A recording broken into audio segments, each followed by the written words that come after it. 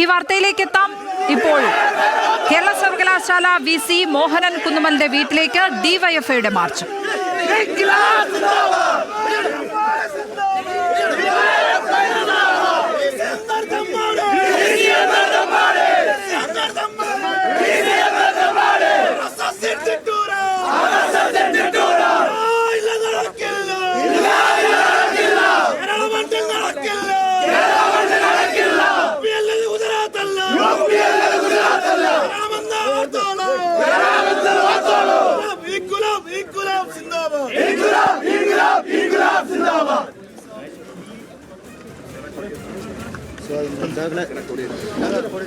കേരളത്തെ ഉന്നത വിദ്യാഭ്യാസ മേഖലയെ നടത്താനുള്ള VC നീക്കത്തിനെതിരെയാണ് ഡിവൈഎഫ്ഐ പാളയം ബ്ലോക്ക് കമ്മിറ്റി ഇത്തരത്തിലേക്ക് ഒരു ഡിവൈഎഫ്ഐ മാർച്ച് സംഘടിപ്പിക്കുന്നത്.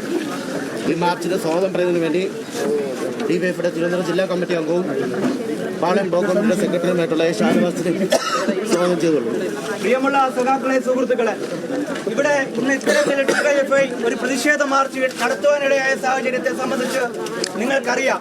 ഇവിടെ കേരള സർവകലാശാലയുടെ വൈസ് ചാൻസലറായ RSSന് വിടുപണി ചെയ്യുന്ന ഒരു സംഘിയായിട്ടുള്ള ഒരു VCയുടെ വീട്ടിലേക്കാണ് ഡിവൈഎഫ്ഐ മാർച്ച് ചെയ്യാൻ വേണ്ടി തീരുമാനിച്ചത്. കേരളത്തിന്റെ ഉന്നത വിദ്യാഭ്യാസ മേഖലയെ RSS വൽക്കരിക്കാൻ, സംഘപരിവാർ വൽക്കരിക്കുവാൻ വേണ്ടിയുള്ള നീക്കമാണ് കേരളത്തിലുടനീളം.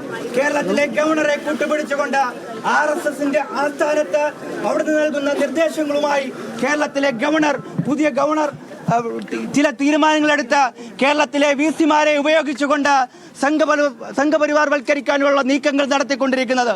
ഇവിടെ മോഹൻ കുന്നുമൽ എന്ന് പറയുന്ന ഒരു മനുഷ്യൻ ഇവിടെ ഈ പ്രദേശത്താകമാനം ഷാഹിൻ, ഡിവൈഎഫ്ഐയുടെ ജില്ലാ ജോയിന്റ് സെക്രട്ടറി സഖാവ് ഉണ്ണികൃഷ്ണൻ, ഏറെ പ്രിയപ്പെട്ട ഡിവൈഎഫ്ഐയുടെ ജില്ലാ കമ്മിറ്റി അംഗങ്ങളായിട്ടുള്ള സഖാക്കൾ വിദ്യാമോഹൻ, സഖാവ് ഗായത്രി ബാബു, നമുക്കേവർക്കും സ്വാഗതം ആശംസിച്ച ഡിവൈഎഫ്ഐയുടെ ബ്ലോക്ക് കമ്മിറ്റിയുടെ സെക്രട്ടറിയും ജില്ലാ കമ്മിറ്റി അംഗവുമായ സഖാവ് ഷാനവാസ്, ബ്ലോക്ക് കമ്മിറ്റിയുടെ ട്രഷറർ സഖാവ് മനു.